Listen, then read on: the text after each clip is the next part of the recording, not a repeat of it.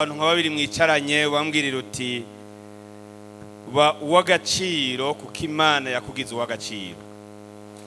Abantu nka babiri ba uw'agaciro kuko Imana yakugize uw'agaciro ngaha kuri iyi si mbere no mu nyonga z'Imana.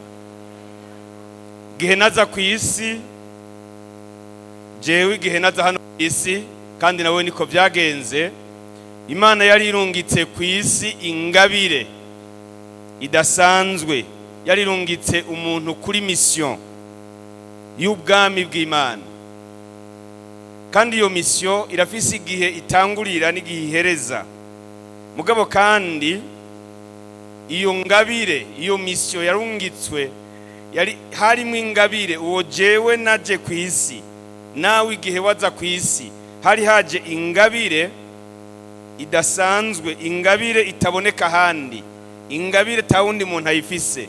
Nico gituma wewe uri umuntu unique, nturi umuntu asa n'abandi, nturi umuntu ameze nk'abandi. Kuva isi baho nta wundi muntu numwe yigeze aremwa ameze nk'uko umeze, nta n'uwundi muntu azosubira kubaho ameze nk'uko umeze.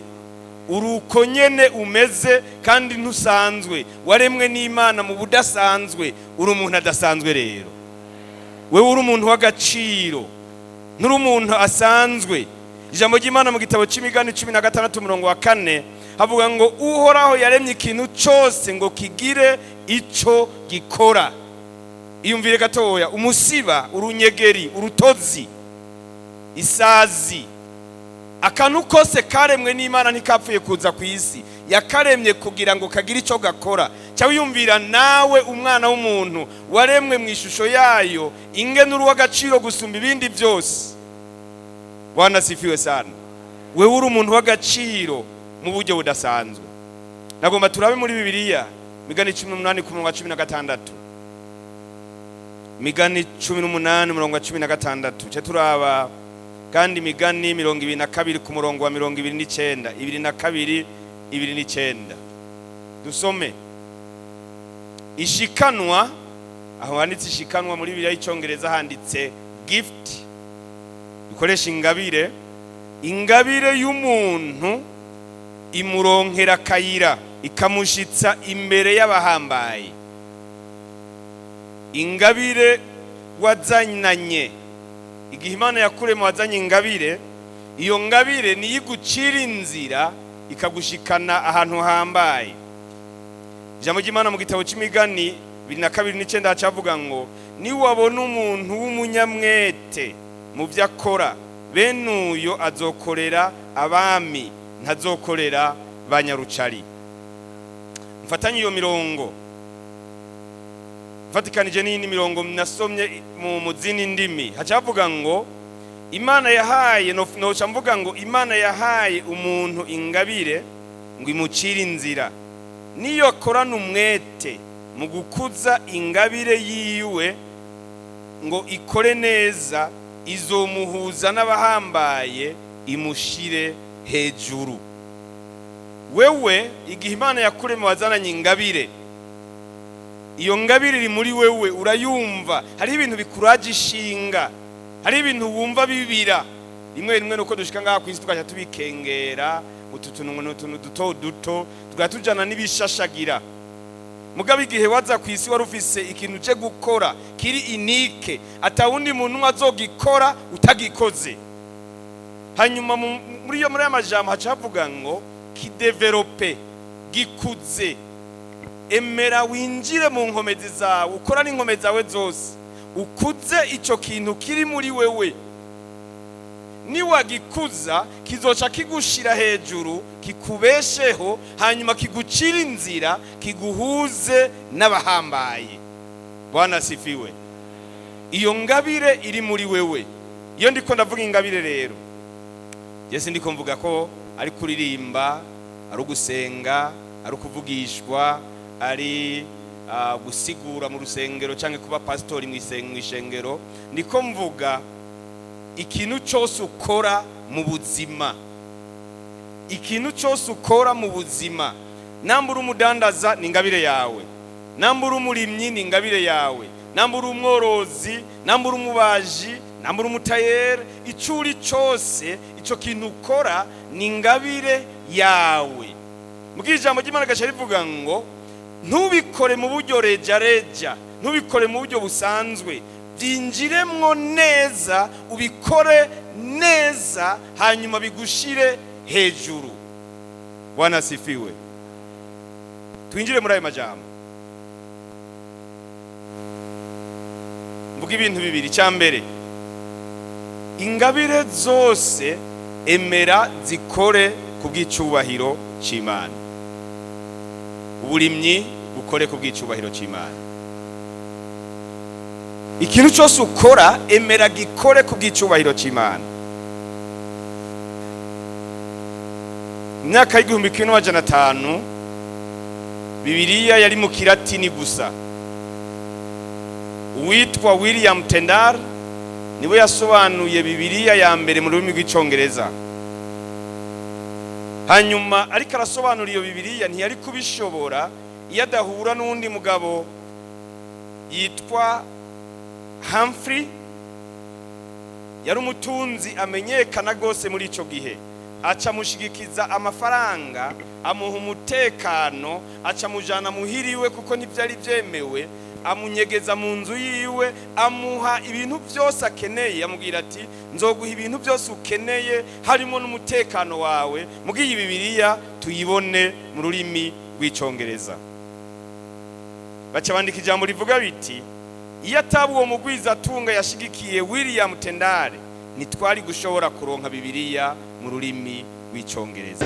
Namukeneye amahera y'abantu ko ibintu byawe neza cyane, uzobuhesha Imana icubahiro. Bwana Yesu Kristo.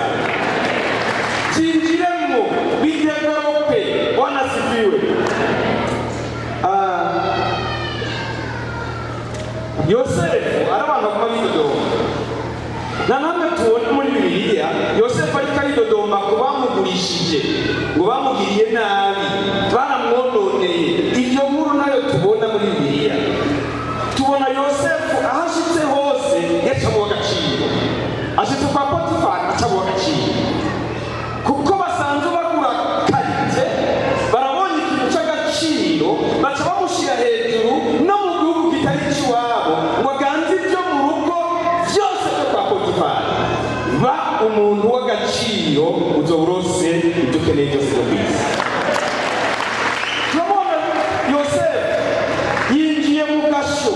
Ashitse mu gasho ntiyagiye atangura gutuma yidodombera muka Potifari we yamurenganije. Yashitse hariya acamuha agaciro, acatangura kwerekana amavarere muntu.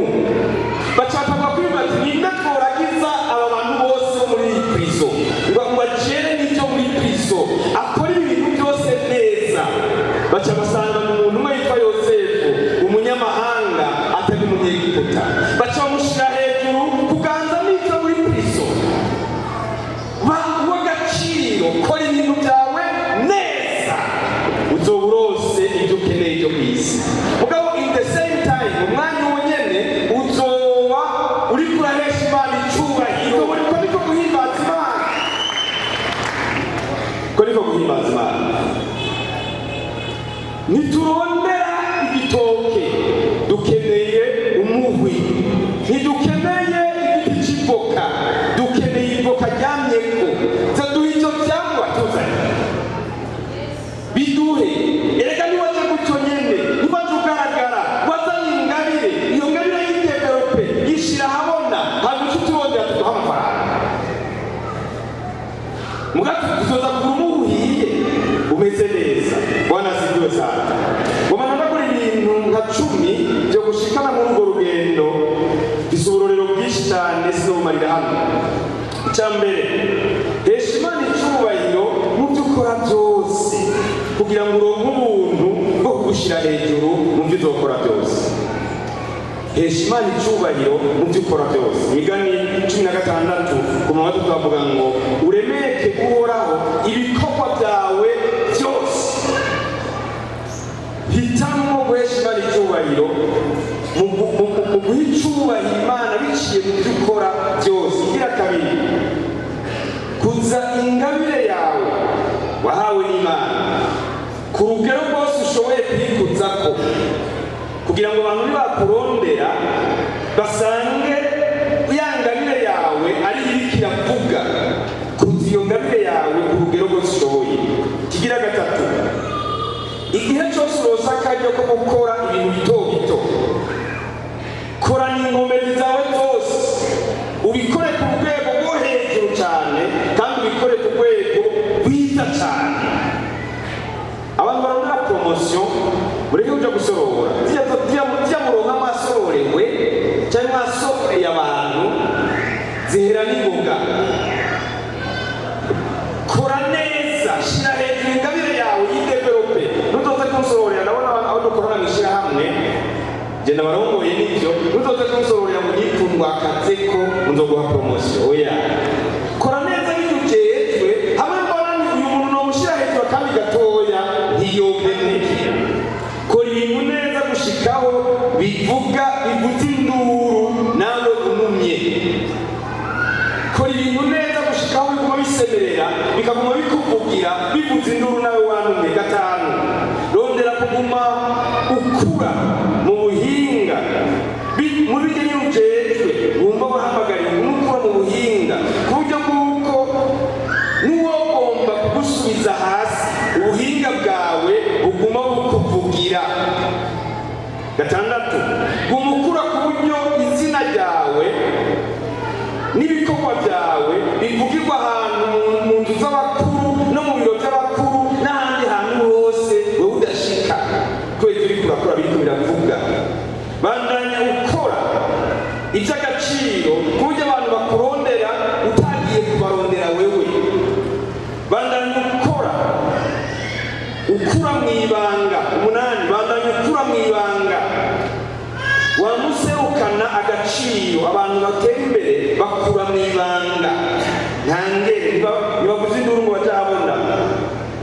Icyenda, uko wiha agaciro mu gukora ibintu by'agaciro kandi mu gukora ibintu byawe neza niko natwe tuguha agaciro tukaguha n'ibyo ukeneye. Cumi, baguha agaciro ku buryo bw'uko userutse muri twebwe twese tuvuga tuti bya bibazo twari dufise biratorewe umuti kubera uyu muntu w'agaciro arashitse muri twebwe. Muha agaciro ku buryo bw'uko no ku mva yawe tuzoba turiko turavuga icyo watumariye. Muha agaciro ku buryo bw'uko ko dukorere neza ntuzi hamwe no ku mva yawe no kudusemerera tuvuga icyo watumariye. Ibyo nibyo bibeshaho abantu. Umuntu umwe yagiye shirahamwe rimwe ryariko rirahomba kubera ingwane ryari ryibereyemwo, hanyuma ngo barondera umukonsilita ari ku rwego rwo hejuru cyane yoza kubafasha gukemura no gutumbereza ibyo ariko biraba. Bakristo bo mu Burundi, ihe agaciro, gira agaciro, agaciro ibyo ukora, namudandaza namurima haranira kuba nimero E hamwe mu karere uvugangwa hari wewe ubishoboye kandi ubwo bushobozi bwo kubidevelopa bigashika hariya ujyanira muri wewe. Niba bihagurukira uzobishikako, tuzogukeza, tuzogukomera amashi, tuzokurondera. Si uzoza kuturondera, tuzoza kukurondera kuko uzoturondera icy'agaciro Imana yashize muri wewe. Mwese muri abantu b'agaciro nimwagendera ibyo mukubaha Imana mukadevelopa ingabire Imana yabahaye.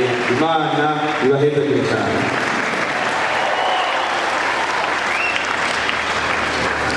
Ibi bintu twifuza